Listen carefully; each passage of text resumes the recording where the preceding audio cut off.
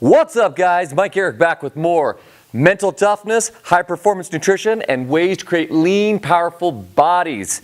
Tonight we're going to be talking about creating just that, a powerful body. We're going to be talking about the deadlift, probably the most powerful way to create a powerful body. So this is going to be a three-part video series. We're going to be talking about the anatomy tonight. We're also going to be talking about the mechanics in part 2.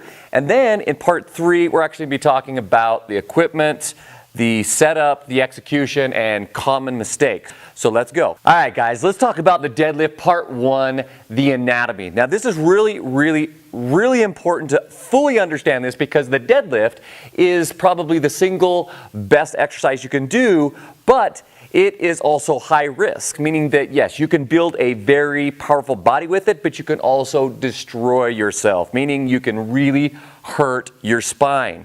In fact, about 3 years back, I hurt my lower back doing deadlifts because basically I was just a gym rat, had no idea what I was doing, so I had to take the next couple of years and really get down to the nitty-gritty, the anatomy, and learn what I was doing. So I want to show you guys what to do.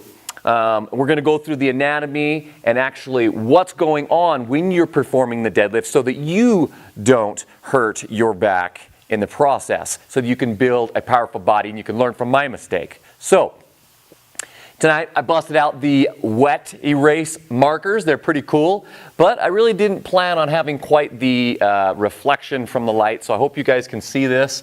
I'm going to show you guys some side shots of me, and we're going to talk about some angles and muscles and some imbalances. Specifically, what we're going to be talking tonight is we're going to be talking about the upper and lower cross. And there's also something called the upper and lower cross syndrome, which is kind of an issue with people these days because of everything that's out in front of us. Poor posture, lots of sitting. So if you take a look at my little sketch here, I've drawn him out. This is him looking forward this way. This is a side view. And we're just going to go through the upper cross, and then we're going to go through the lower cross. And I'm going to just talk about the muscles that really are pulling in this cross manner and how important they are to be balanced, because when they're imbalanced, that's the 98% that causes the injuries. When we become imbalanced, for example, when the shoulders become rounded forward, this is a serious imbalance on the front. We're short and tight in the front, and we're long and tight and weak, I should say, in the back, and it can cause injuries. Same thing with the pelvic area. So let's go through it. Up here at the top, right, on the front end, you have the cervical flexors. This is the deep neck muscles right here. These are the neck muscles that are going to pull your head back this way. They're going to flex this way. And then on the back side, right here, you have the cervical extensor. So it's going to extend your cervical spine like this. Now, what's interesting about this is as our shoulders come forward and our head comes forward, we move into this forward head posturing where our head juts out like this. And man, it can really mess your neck up.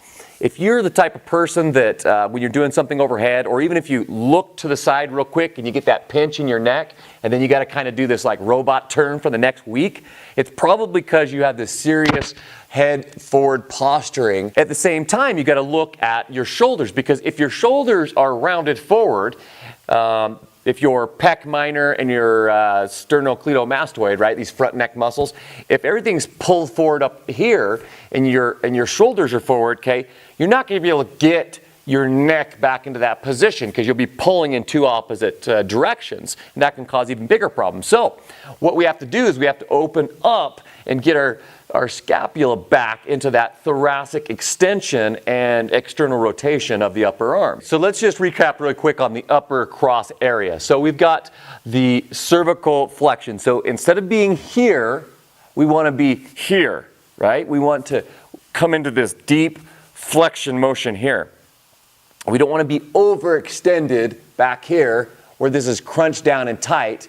We want to be nice and pulled back in this neutral position here.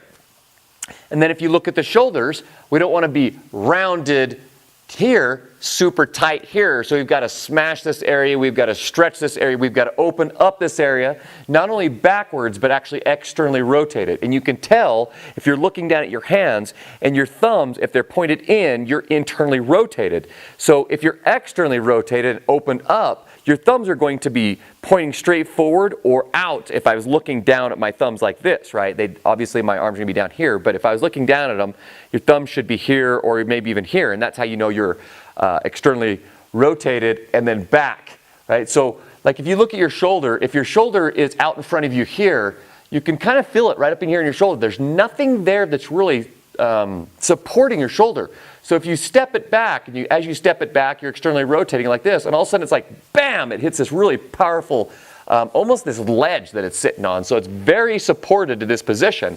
And how you know is that the pec is going to be broad, flat, and open. So from here to here, it's going to be nice and broad and flat. You can see it across here. But as you come forward, you're going to have kind of that divot right here, and that's how you know you're rounding forward. And then you'll look down, and your thumbs are going to be like this. They're going to be turned in, you know, like a big 8. So we want to just recap one more real quick. Shoulders back, externally rotated. Okay, bring your head back like this. So tuck your chin. And a way to do it is, I learned this trick by watching Kelly Starrett, is you take this little L right here, and you stick it right here in this little notch, right where your clavicles come together, your jugular notch. You stick your thumb there, and you put your finger on the bottom of your chin, like this. And if your shoulders are back, okay, this is where your chin should be. Should be nice, not tucked necessarily, but right in this neutral position. And your cervical spine is a nice, strong, neutral position. All right, let's look at the lower cross area now. And this is a place that I dealt with a lot of issues. Now, what was going on with me is, let me see if I can tip this down real quick. And I'll show you. So if you look here, I was dumped forward like this, very overextended in the lower back. And what that meant is that all these muscles here, this lower cross, was very imbalanced. My abs were very weak. My lower abs were very weak, and my lower back was overworked and overextended. Okay. What this also meant is that my glutes and my hams were turned off. Okay, because if they were turned on, they would actually pull my pelvis back in that nice neutral position where they should be, and my lower back would have been protected. So when I was doing deadlifts, when I hurt my back, okay, I was overextended like this, and I was super, super tight. Even though my glutes and my hams were turned off, they were super tight. They didn't have a lot of flexibility. So when I was bending over to get into position, I was actually rounding my lower back, which is horrible. Let me put the camera back up into position here real quick. So if you look up here, all right, you've got the cross, same thing on this bottom one. So on the back end, your posterior chain or your posterior chain, you've got your lumbar extensors, right? Your lower back, right? The spinal erectors right down at the base. All right, that's what erects your spine, extends your spine. So we're talking specifically the ones that sit right down, right above your butt, right there, right in the middle of your back. And you also have your hip extensors, which are your glutes and your hamstrings. Now, your hamstrings, your glutes, and your lower back should all fire as a chain, and they should work together. If one is stronger than the other, okay, then it's basically what's happening is you have something that's super strong, something that's really weak, and maybe something that's semi-strong. So if they try to work in a chain, which they probably aren't used to even working in a chain, you're going to have a weak link. And so in this case, my lower back was overextended. That was the protected position. And my back was what I ended up hurting. So after going through and balancing out this, okay, I was back to doing deadlifts and squats after a year of not doing anything. I couldn't do even body weight because I hurt my back. Within a year, I jumped back up to doing 315 squat and deadlift by following these principles and also some mobility techniques that we'll go over later. So we've got on the back end, we've got our lumbar extensors, right, or erectors, which is your lower spinal erectors, and your hip extensors, which are your glutes and your hamstrings. Now on the front end of this, you have your your lumbar or your spinal flexors, right, which flex forward, which is going to be your abs. They tie in your rib cage and your pelvis, okay? So it's going to bend your spine forward, right? So they're spinal flexors. And if these need to be tight, these need to be able to stabilize your upper body and your lower body. Now there's a bunch of other awesome core areas that I'm going to talk about here in a second on how important that is, and I'm going to refer you to another video because it's essential that you're able to stabilize your spine in a neutral position. But right now we're just talking about your six-pack, your spinal flexors. And then you also down here, right, with the top of your legs, up into the front of your hips, you have something called hip flexors. And when you bring your knee up like this, or you're flexing at the hip, you're hinging at the hip, okay? When you flex like that, your hip flexors will basically are folding you in half. That's what they do, that's their job. Or bringing your knees up, like if you're trying to bounce a soccer ball off your knees, that's hip flexors. And those get super, super tight. They get overly tight, and they put you in this duck butt position, especially with all the sitting that we do in our culture, where we sit for hours and hours upon end. So when we get up, those muscles are super tight, and guess what? Those muscles are attached from the upper leg, your pelvis, and all the way up your spine, your vertebrae, and they yank on that vertebrae and they overextend it. Not a good thing, right? This should be nice and neutral, and instead it's overextended, so it's always working. That's generally why we have a really, really sore back. So on the front there, once again, you've got your abs and you've got your hip flexors. So it's the same thing. We've got this cross motion, right, going, in a cross motion from front to back, right, from top to bottom, and those need to be balanced out. So you need to have your lower back and your hip flexors need to be balanced out, right, because those are in line with each other. So if you have back pain or back injury, generally you have very tight hip flexors, and you have to get out of that, okay? Because if you can't get out of that, flex duck butt position, you can't activate your glutes and your hamstrings, which are the powerhouses of that hip extension. They're the prime movers when you're actually doing the deadlift. This is why it's so important to understand this before we even get into the actual mechanics of deadlifting. So, to go back over, to recap on the lower cross, you need to balance out this lower cross, these muscles that are on the front and these muscles that are on the back. You've got to balance these out. And the only way to do that is to diligently watch your posture, right? Watch the way you stand, watch the way you lift. You need to have a sequence of motions when you're doing any type of lift that you can actually cue these muscles, and you have to know that you're supposed to be cueing them. And this was part of why I injured my back, is when I was doing the deadlift, I was basically just lifting with my back. I was not lifting, I was not bracing with my core, and I wasn't hinging at the hips. So now, we're coming to the end of the anatomy portion, but that brings up two major points here. There's two things that you must master first before I even advise that you go on to learning the mechanics and even doing the deadlift. Number one, first and foremost, the bracing sequence. This is Kelly Starrett's bracing sequence that he came up with, and it's genius. It's probably the most important thing anybody can learn, because it's a sequence of bracing your body from your feet all the way up to your head. And this is so important, because if you don't build that base foundation, then you can't build strength on top of that, right? It's like trying to ride a bike with a bent rim and thinking that if you ride faster that you're going to fix it. It's just going to make things worse. So if you learn to do the bracing sequence, and you can go and watch one of my other videos, Bulletproof Your Back Part 1, and I go over the bracing sequence in detail. But let's just recap. What is the bracing sequence?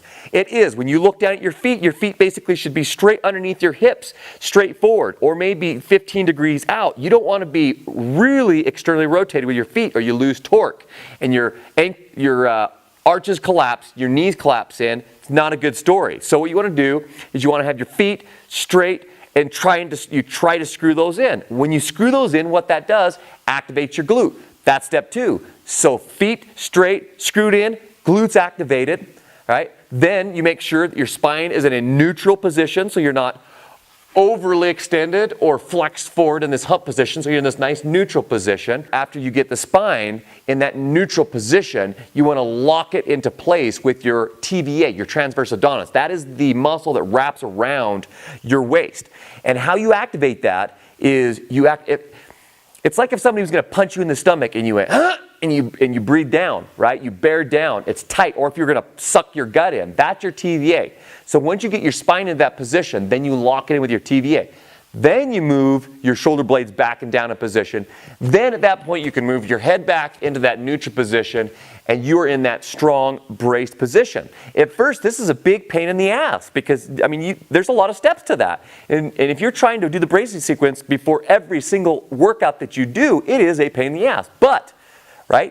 But once you get it down, everything goes up, right? All of your performance, all of your lifts will go up because you're getting stronger and you're not going to injure yourself. This is key. You know as well as I do, you see guys in the gym, they go after it hard, and then all of a sudden you don't see, Joey or whatever, and it's like, hey, where's Joe? It's like, oh, he hurt his shoulder, he hurt his back, and he's out for 3 months, right? That's what happens. Don't let that be you guys. Make sure that you lift smarter. So, the bracing sequence. Master the bracing sequence before you even move on. One more principle that is essential to master, and that is learning how to hinge at the hips, all right? Hinging at the hips is so essential here that, it seems so simple, but it's not. It is not, because we're so used to bending. We're so used to bending at the back and not hinging at the hips. Now, I know you can't see this. I'm actually going to show you here in just a second. I'm going to pan away, and I'm going to show you what hinging at the hips looks like. This is so essential. It seems so simple, but here's what I want you to do. Everything that you do at your house, whether you bend over to brush your teeth and spit in the sink, or you're sitting down to take a dump, or whatever it is, I want you to hinge at the hips before you squat down. This is so key, instead of just doing this thing where we slump over, right? When we do slumping over, over the sink to do dishes or to bend over and to work on something on the computer, we're on our phones, whatever it is, we're just slumping over. You can't do that. You've got to train your body. Your body works through conditioning. You have got to condition these movements over and over and over. Remember, 1,000 repetitions to create a movement pattern. But guess what? Up to 10 times that amount to break or create a new pattern. That's 10,000 repetitions. You think you're going to get that in the gym? You're going to be in the gym for 5 years before you get that, okay? You've got to make sure that you practice it every day, all day. So then when you get in and you go in to do the deadlift, you are, bam, you're screwing your feet in, you're strong, you're hinging at the hips. Now what you're doing is you're getting the muscles to do the 90%. And letting your joints only handle the 10%. You don't want to get that equation mixed up. You don't want your joints doing the 90% and your muscles doing the 10%. Okay, so just in case you don't know what hinging at the hips looks like, this is what it looks like, okay? So, this is hinging at the hips, right? We're in the brace sequence, feet are screwed in, butt's tight, core's neutral, TVA is locked in, shoulder blades are back, head's back, okay? I'm in the braced neutral position, right? Right? This is hinging at the hips, okay? All of the movement is coming from my hip joint, okay? How do I know this? Okay, I'm tight and I'm stiff as a board, and I can feel it. As soon as I get down here, I can feel it in my glutes and my hams. That's where you're supposed to feel it. Now, this is not hinging at the hips, okay? This is bending at the back. Your back is meant to stabilize, not to mobilize. It's essential to know that, because eventually what's going to happen, you're going to destroy your back. You don't want that to take place. You want to make sure. And here's the deal. If you don't do this, if you don't learn how to hinge at the hip doing everyday tasks and activities, if this isn't second nature, guess what's going to happen when you have a 300 or 400 pound bar in your hand, okay? You're going to go into that subconscious back rounded position and you're going to blow your back out just like that. So here it is. Hinge at the hips. Hinge at the hips. Hinge. Hinge at the hips. Not bend at the back. Hinge at the hips, okay? Now, here's another extremely important piece of the puzzle that I had to figure out the hard way, and that I will pass on to you as well. Now, Your core, this is why everybody says that your core is so important, because your core, guess what, ties in your upper body with your lower body. Okay, it's what prevents you from just wobbling around like this. So when you lock this core into place, you're like a board. So when you do your deadlift, when you're doing your squat, really the only thing that's restricting you from lifting more weight is your ability to keep your core stable. So when you're doing your deadlift and you're coming up, right, if you can't keep your core stable, what's going to happen is you're going to go into back flexion, right? And that's horrible. Or back overextension, which is almost as bad. Either way, it's not good for your lower back, and it's going to cause an injury. So the stronger your core is, the stronger your deadlift's going to be. Now, if you guys are interested in learning more on how to create a lean, powerful body, as well as high-performance nutrition and mental toughness, taking and tying all these things and directing them towards a purpose in a 90-day program, go to mynutritionbody.com and check out how you could become part of the Warrior 5 program today. Welcome to the future.